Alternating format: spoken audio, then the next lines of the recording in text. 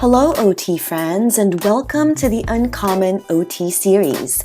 I'm Patricia Modis, and I'm your host, a Filipino-American, native New Yorker, currently based in Los Angeles, bulldog mama, and an uncommon occupational therapist myself for the past 22 years. On this podcast, you will hear me proudly feature the unique careers of occupational therapy practitioners working in non-traditional and role-emerging practice areas, settings where OT is uncommon. I invite you to receive a dose of OT inspiration, to learn, to think outside of the box, and to be energized and motivated to follow in these unconventional paths. Happy listening! Before we begin this episode, I want to extend a special thanks to Picmonic, our sponsor. If you are an OT or OTA student looking for an excellent learning resource and study aid, Picmonic might be for you. Whether you're studying for your classes or getting ready for the NBCOT exam, it is a visual mnemonic learning tool that has been research proven to increase retention and help students ace their exams.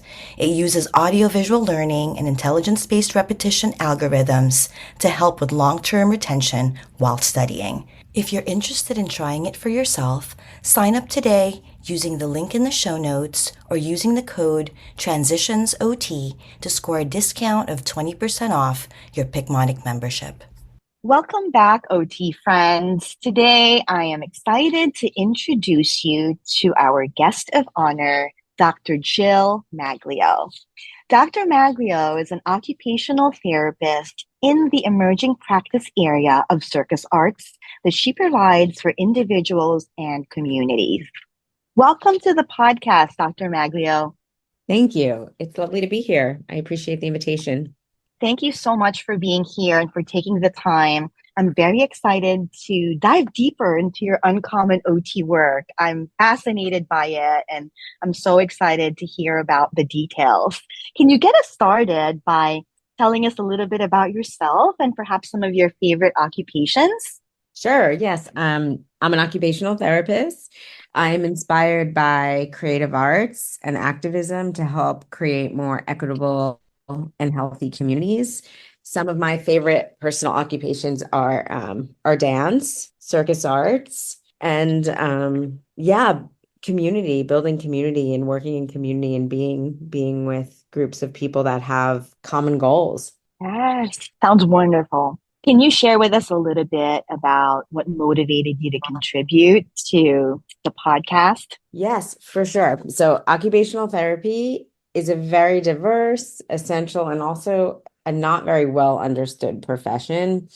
I think it's useful for more people to understand that the activities that we do and how we spend our time are our own unique medicine. And I wanted to contribute to that. And this seems like the perfect platform where people are thinking outside the box, as well as cognizant of the importance of competency and evidence-based practice. We couldn't have chosen a more interesting occupation, I think, for this particular episode. And I'm excited for you to tell us a little bit more about your uncommon work.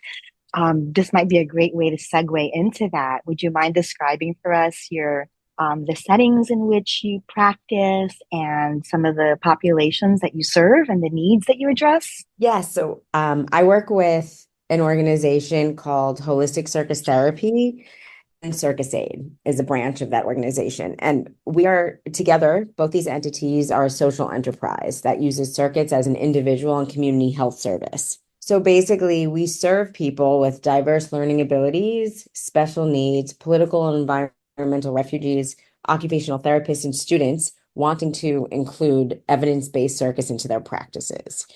The needs we address depend on the client. So when working with people with learning differences and special needs in the school-based environment, we work specifically to address individual education plan goals. When working with political and environmental refugees, we're addressing occupational deprivation, trauma, and life skills acquisition, as well as community health of marginalized populations and people displaced by, socio-political conflict. When working with health professionals, universities, and students, we're addressing the need for professional development, personal capacity building, higher education in emerging practice areas, and community health and industry standards, where the OT profession, is moving towards. Yes, I love that there's just so many different angles to the work that you're doing. And even in the way that you describe the groups of folks that you work with OTs, you work with the clients themselves, and you also can work within organizations and communities. Yes, of course. I mean, I think we all influence each other. It's quite it's a symbiotic relationship. It's a dynamic systems model where I think as providers, as therapists, we should be influenced by the people we're working with, inspired, learning from them, and using that Hmm. to better prepare us for meeting the needs of a world that's actually changing. So take us back to OT school and, or maybe even before OT school, right? You talked a little bit about already being in the industry or having worked in the arts or in the performing arts. Can you tell us how you sort of segued into or how you married both circus arts and occupational therapy? Yeah. So initially, my journey with circus began when I learned fire dancing as recreation as an undergraduate student in California. And I went to school in Santa Cruz. And fire dancing gave me purpose and made me feel joyful, present, and also challenged. Taking care of myself physically, supporting myself financially, and being part of an international community of people with shared interests and values. Fire dancing was my introduction to the world of circus that continued to Hmm. positively impact all areas of my life. And this experience, I would later learn in my Master's of Occupational Therapy practice course, was called Meaningful Occupational Engagement. And so, as Hmm. I was learning more about performance capacities within my OT Master's, I saw many connections between circus and occupational therapy. And these connections were reinforced through fieldwork experiences, self-directed research, and personal exploration of how circus and occupational therapy could improve individual capacities. I think from at the beginning, I was really connecting circus with individual capacities and increasing independence, because that's really what the when I went to school with the OT profession was pushing for. So things like executive functions, motor control, Hmm. and then, 7 years into my professional role as an occupational therapist, I started researching plant-based medicines and shamanism, which transformed my priorities in a way that's almost inexplicable with words. Hmm. However, I became distant from individuality and the value I place on individual performance capacities. And ironically, at the same time, I think the OT profession started to also think more about the value of interdependence versus independence. So there was Yeah. a collective consciousness and how, hey, this isn't just about, the goal isn't just to make everyone independent and everyone able to do things for themselves. More emphasis now on working with other people and shared goals and community health.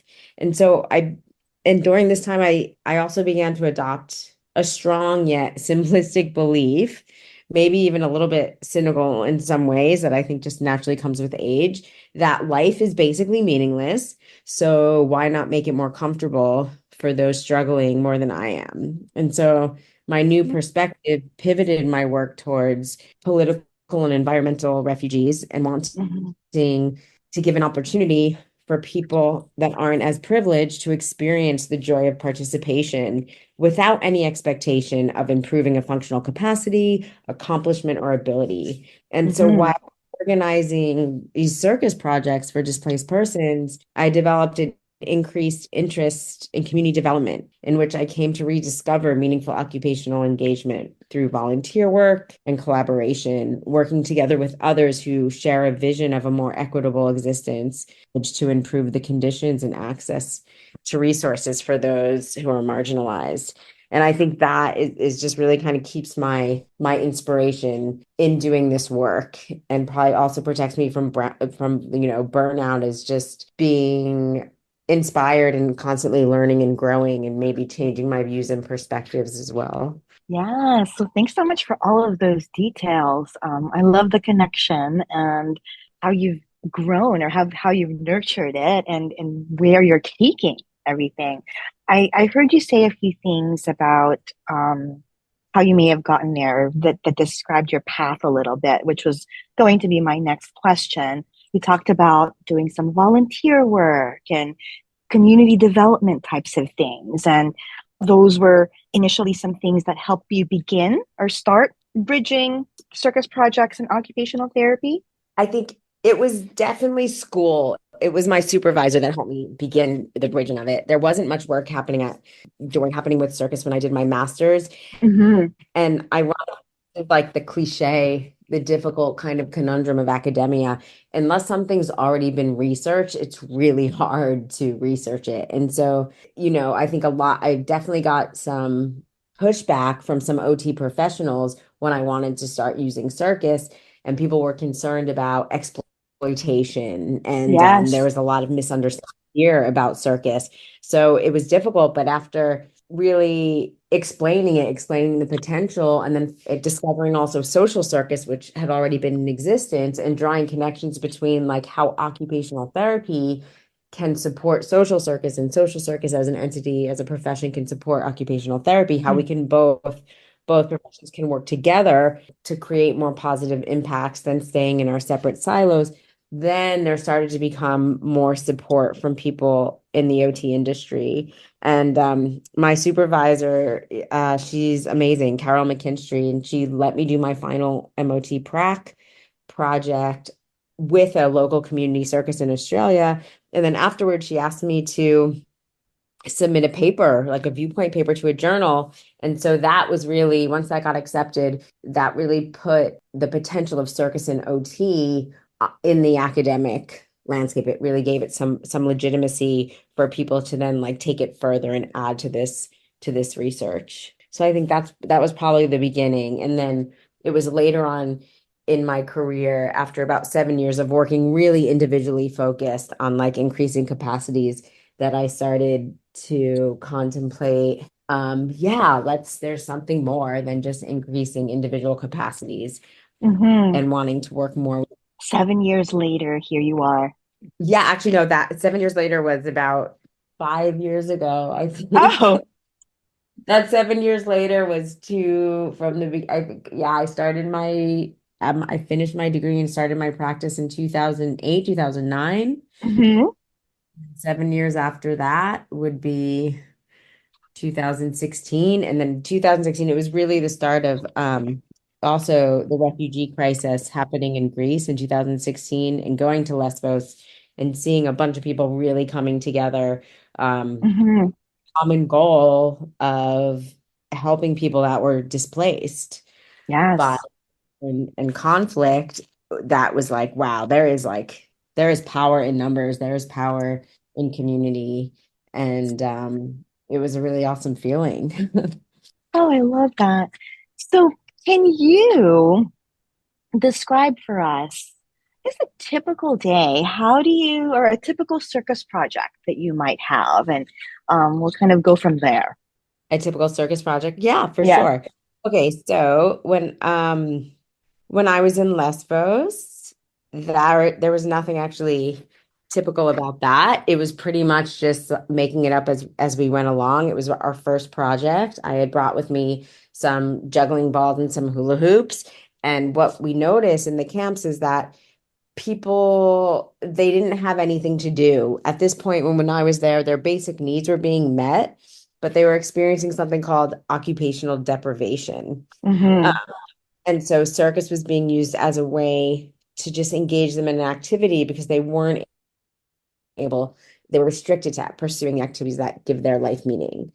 And then, Mm-hmm. of course, moving on as we become um, more goal directed, more established, having, there's more communication with different partners, our projects have become structured as well. There's Mm-hmm. always the activities that we do and what we focus on, of course, always depends on the population, but there's always some type of circus activity involved: juggling, hula hooping, clowning, games, different tasks. There's always an element of choice. And the occupational therapy skills include assessment, intervention, and evaluation, client-centered facilitation, task grading, collaboration, empowerment, and capacity building. Like the pillars of how we work, regardless Mm-hmm. of the location or the population. Yeah. Thanks for breaking down the OT skills that are essential for this role. The all too familiar OT skills that you just stated a couple of minutes ago. You mentioned being in Lesbos, Greece. So can you take us back and what brought you to Lesbos? What or how did you know that this was a place where you can perhaps offer your service? Well, so when I went to Lesbos, it was really there was a crisis happening in Mm-hmm. 2016. It was a refugee crisis. Thousands of people Mm-hmm. were coming on boats from Turkey. It was about like 5 kilometers or Mm-hmm. 5 miles, and there was just a need for assistance, for help. And being someone who's actually I'm very opinionated about politics. I also Mm-hmm. I don't believe in borders. I think it should be a human right that if someone is bombing where you live, you should be able to leave and go somewhere Yeah. else.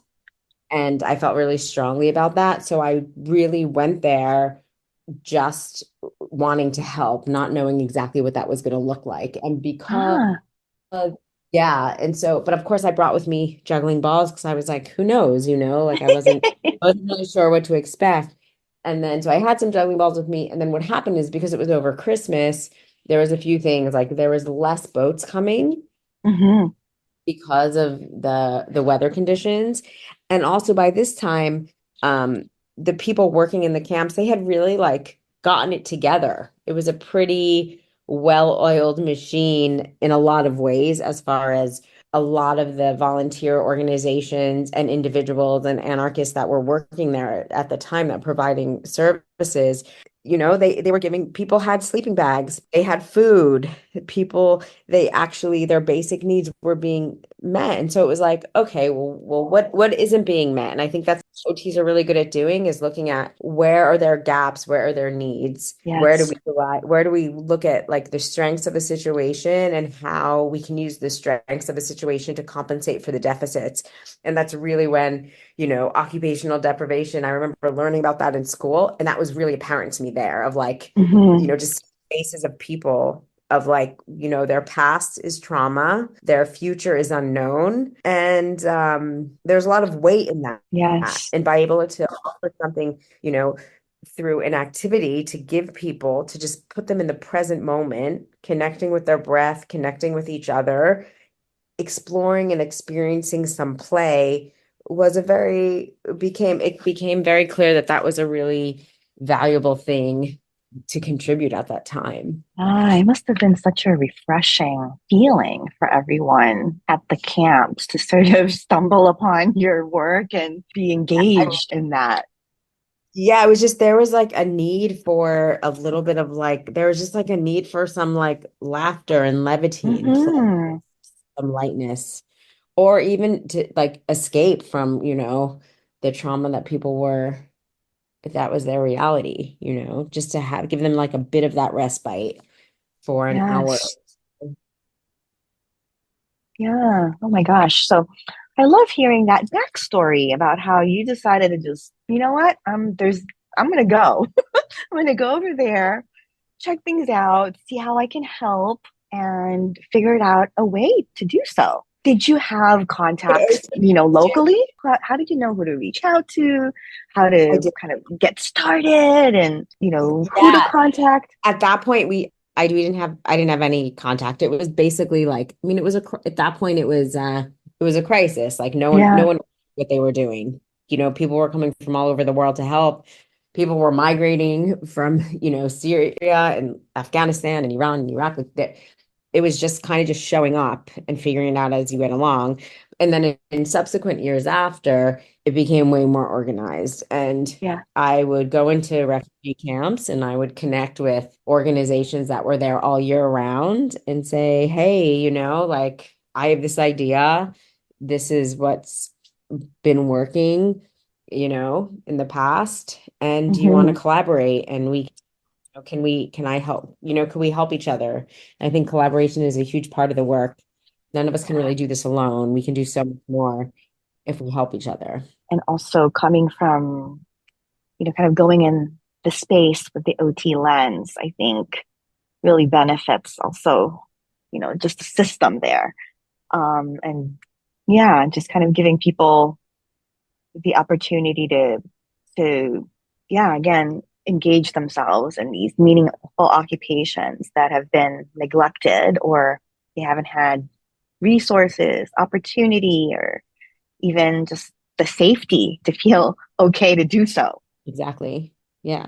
Wow, I'm really blown away just because I'm kind of visualizing this big camp with, you know, families, right? All sorts of people, having all sorts of needs. Can you give us an example of, yeah, so maybe some of the activities that you did? I know you talked about juggling, you talked about there always being, you know, some kind of uh, circus activity involvement.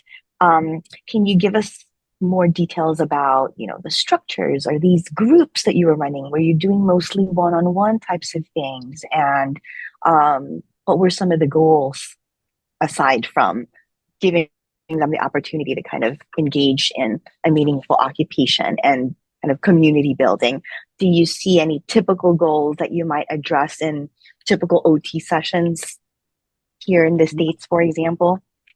Yes. So, you mean more in like the schools that I work in the US, not in the Hmm. camps? Yeah. Yep. So when I'm working in schools, it is, which is this is probably applicable and useful to to many people that are listening to this podcast, and because OTs in schools is a big thing in the Hmm. US, big need for it for sure. So basically, what happens is mainstream schools, teachers have like 30 kids in a Hmm. classroom. And like there's definitely a large portion of those kids that have their own unique learning styles and their own unique their special need. They have special needs and they have learning differences. And so I think what I try to tell my kids that are on my caseload is that, they don't, it's not that they have a disability, but the school is actually disabled and not being able to logistically accommodate different learners. I mean, I think that's where the problem is in Yes. education.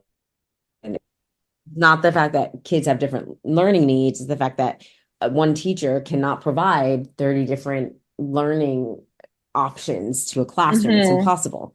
And so I try to explain that to the kids, and it's really about helping them want to engage and like being in school. Some kids need movement for their brains to fire. They need more of Hmm. a kinesthetic approach. Of course, the traditional classroom doesn't support. So it's a lot about I take them out of class for 30 minutes. We do a bunch of different sensory activities. If they're very hyperactive and have a hard time focusing, we do more heavy work, joint compression activities like Yeah. acrobalance or, yoga, holding Hmm. more isometric movement. If they're having quite low arousal and their alertness is quite low, to increase that level of alertness and focus, we do more movement-based activities, like maybe Hmm. course or like stations of changing different activities. If they're having a hard time, if one of their goals is attention deficit, we start with meeting them where they're at with providing Hmm. activities that they get to change, and then trying to increase the longevity that they could stay with an activity. So yeah, Got it. depending on the goals, we use Circus in a variety of ways to meet them where they're at, to enable them to have a positive experience and to send them back to class a little bit happier and more focused and feel Hmm. more confident to learn and to want to be there. So it's really about, I see my role in schools as trying to make school a positive experience for kids that maybe are going to be falling through the cracks or maybe don't feel like the traditional educational environment was created with their type of learning style in mind. Yes. I love that perspective. I can just imagine these kids kind of engaging in this dialogue with you, and yeah, it's a hopeful way, right? And that's not always explained in that way to children. And in fact, that's sometimes where issues come up. Folks aren't, or Yeah. kids aren't able to really, you know, receive the services fully because of these other issues that might come into play, right? So I love that you explain it to them in that way. And I honestly, personally, I believe that too, that we really need to make the adjustments and learn what folks' needs are, right? And think spoken like a true OT, you're really, yeah, you understand the individuality, and you understand the individual needs of the folks that you work with. And thank you so much for giving us those examples.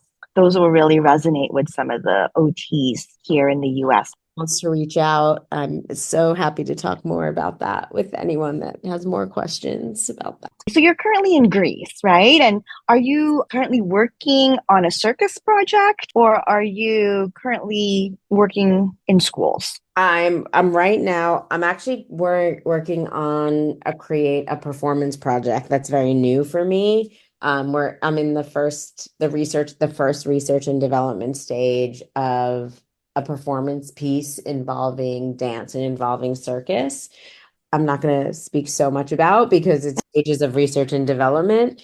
But Okay. yeah, so we're Circus Aid is we've pivoted a little bit this summer. Usually we spend summers in camps in Greece, working in refugee Hmm. camps.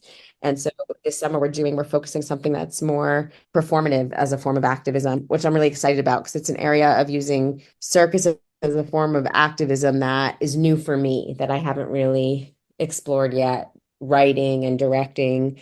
So yeah, hopefully I'll have Yeah. coming soon.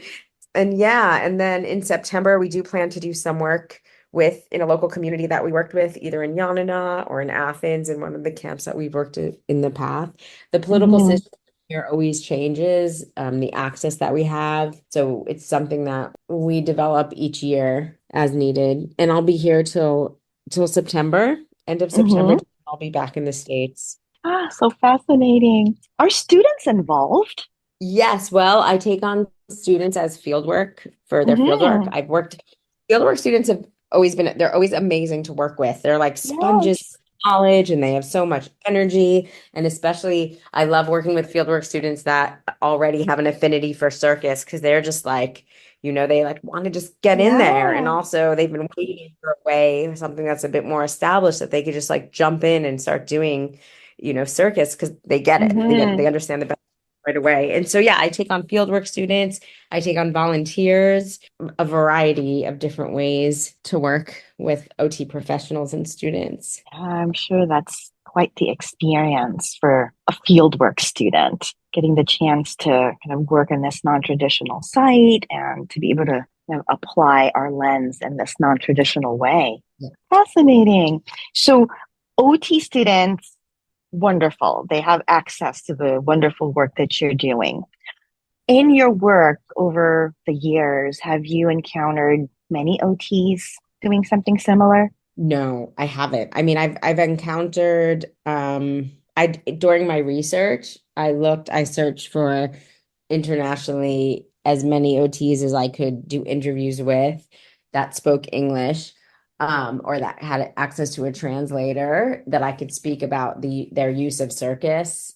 At that time, there was only eight professionals that were using circus. I mean, this was in like 2014 Uh-huh. my research started. However, during that time, there were so many students, and because of the ethics and because of my research question, I could only interview licensed and practicing occupational therapists. But I remember thinking during that time, like, wow, this is going to explode because there were at least double that amount, 16 or more people that contacted me that heard about this research that knew I was looking to interview people that use circus that were occupational therapy students that got into occupational therapy or because of circus or were learned about it while they were in and were really excited about using it. So I imagine there's, probably at least 50 at least Yeah. right now. Yeah. Wow, you've created quite the community. I was a part of it. I think there's, we all play a part. You mentioned a couple of organizations. Circus Aid is one, which is the organization that you're a part of, and then also Social Circus. Is there anything else that you want to share about those two organizations? So social circus isn't an organization. Social circus is it's a profession like occupational therapy.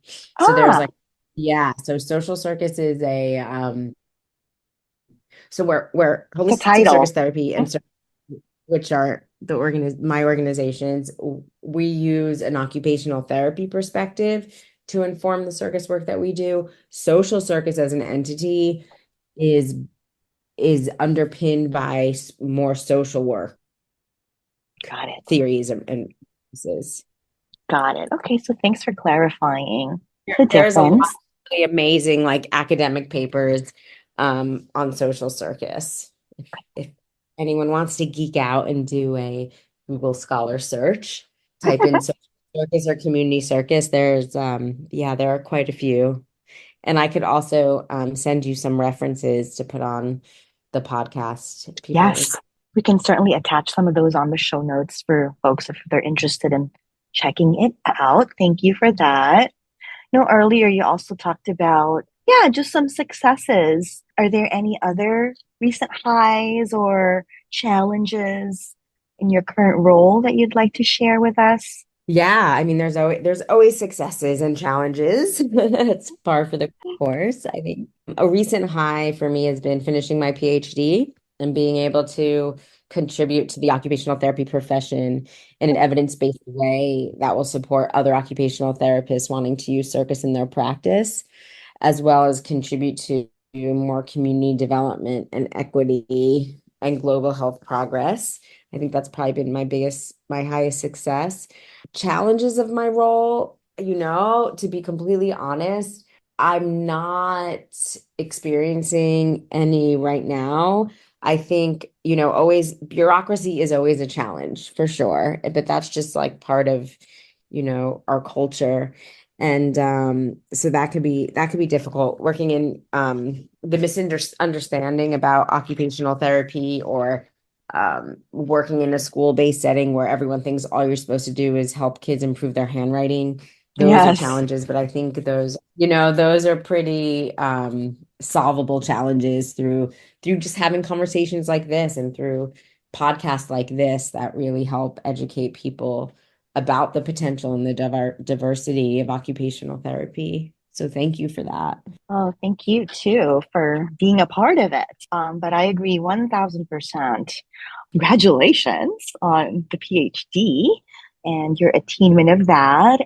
Can you share with us a little bit about money matters? I know you talked about being in refugee camps for the rest of the summer. Can you share can you tell us a little bit about who might support or fund your work? Yeah, no, definitely. And it's a really important, inevitable question. So as I said in the beginning, I run Holistic Circus Therapy and Circus Aid as a social enterprise. And so basically with Hmm. Holistic Circus Therapy is an LLC, a limited liability corporation. It's an occupational therapy private practice that provides direct client services, professional development trainings, and online courses, and also fieldwork opportunities and team building workshops that utilize circus as an educational, community building, and therapeutic medium.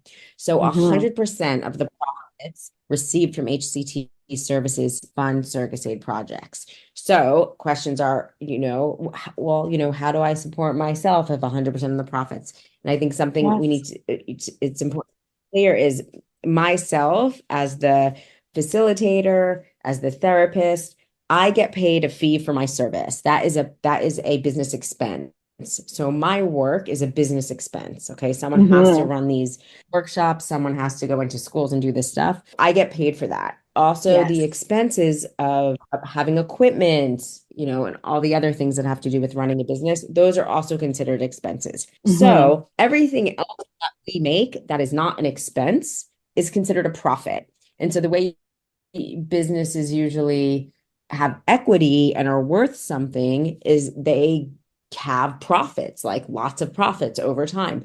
Essentially, holistic circus therapy, like I wouldn't be able to sell it as a business Hmm. because it's not worth anything with all of the Hmm. profits, circus aid projects.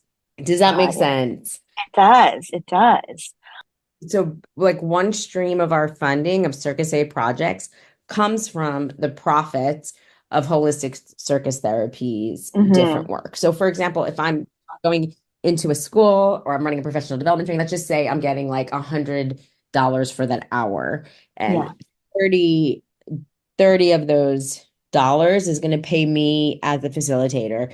30 of those dollars are going to pay for the materials, the resources, the petrol to get there, whatever. And Mm-hmm. then let's say like another 10 is going to go to admin. And then let's just say, so out of that 180 has been put aside to pay to actually enable that service to Happen. happen.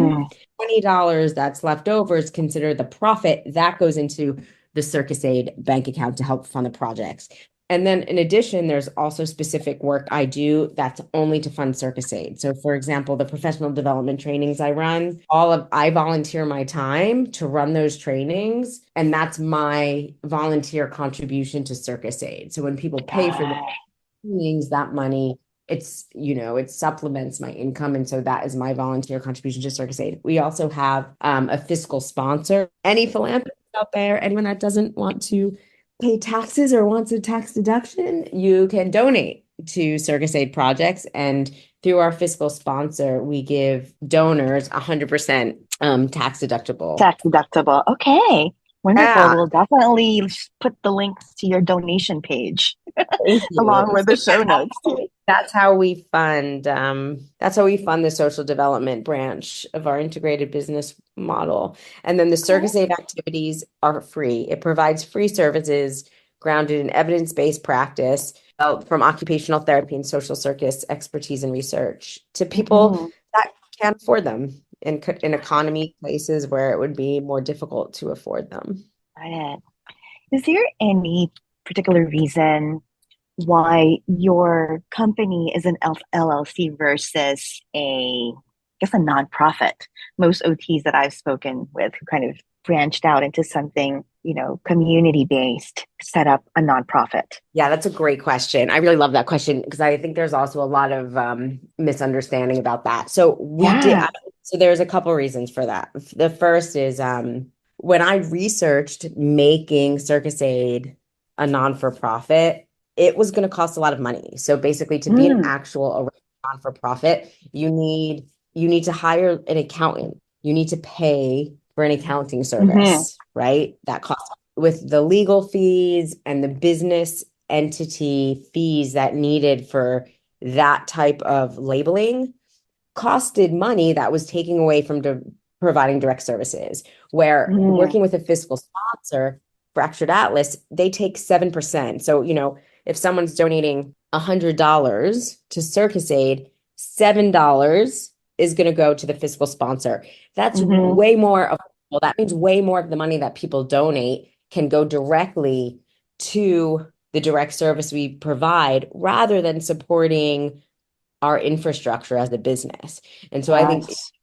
non-for-profits, they have a lot of overhead costs, the legalities and the accounting, and we wanted to put more of the money directly into providing direct services. So that was the main reason we went with a fiscal sponsor and a social enterprise. The other is when I went to Lesbos, it was around the time of the EU-Turkey deal, which basically the EU, I mean, okay, so boats of people coming from Syria, from Afghanistan, they were coming into Mm-hmm. Turkey, jumping on a boat, and then that boat was taking them to Lesbos, and taking them into Greece. So what the EU-Turkey deal did was it told people in Turkey that it would give them some type of like access or a visa to come into Greece if they stopped people from getting on the boats in Turkey and coming over. And so what happened was, because this was a deal made by the EU, a lot of these NGOs, non-governmental, nonprofit Mm-hmm. organizations,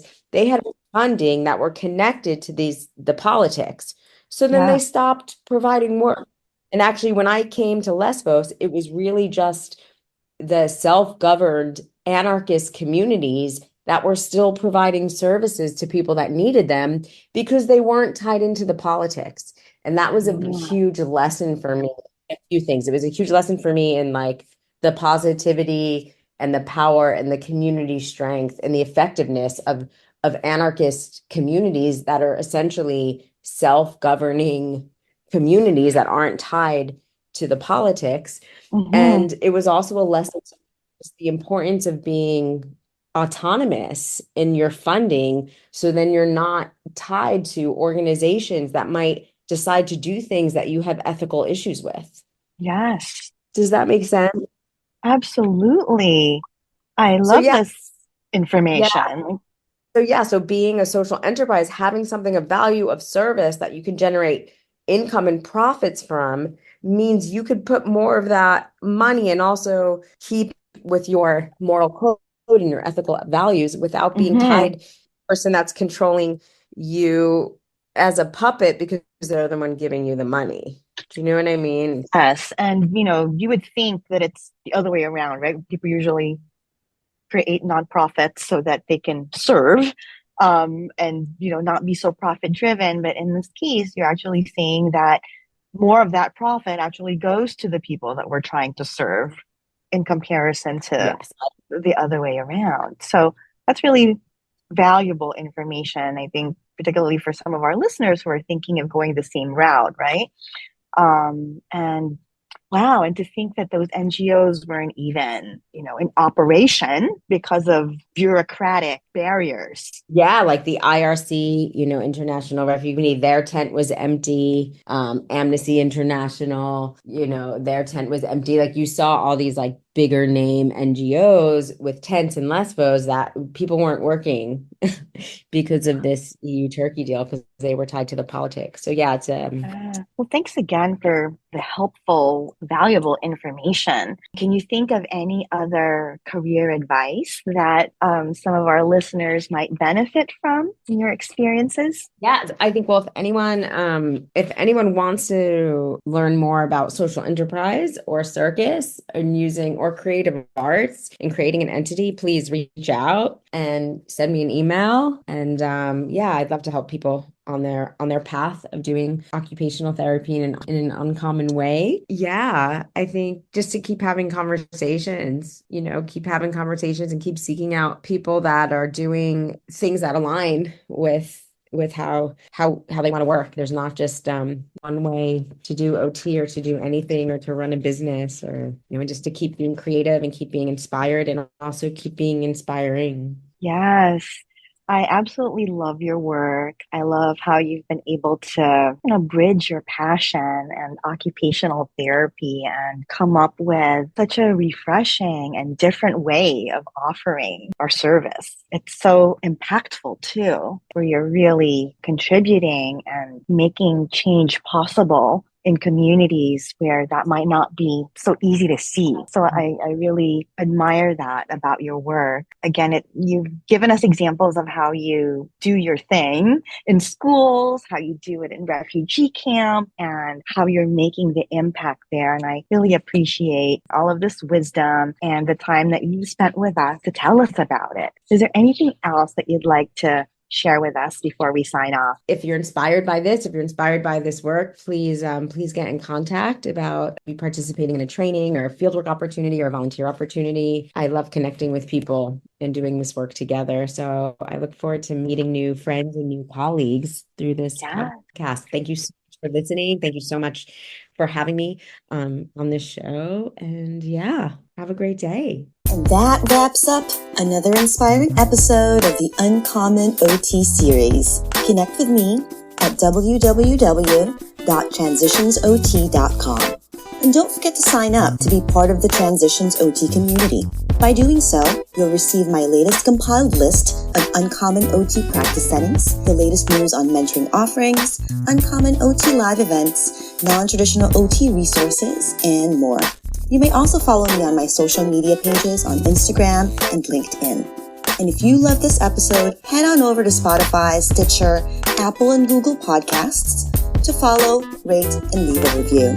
I also ask you to consider pledging your support to my Passion Podcast project by being a patron on Patreon.